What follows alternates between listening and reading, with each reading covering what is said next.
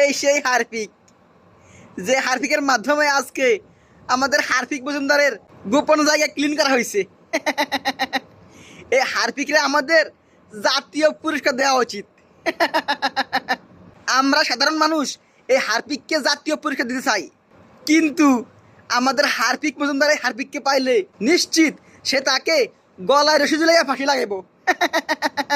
ও Harpic রে তুই অপরাধী রে, নিজম মজুমদারের গোপন জায়গা দুইয়া দিলি রে।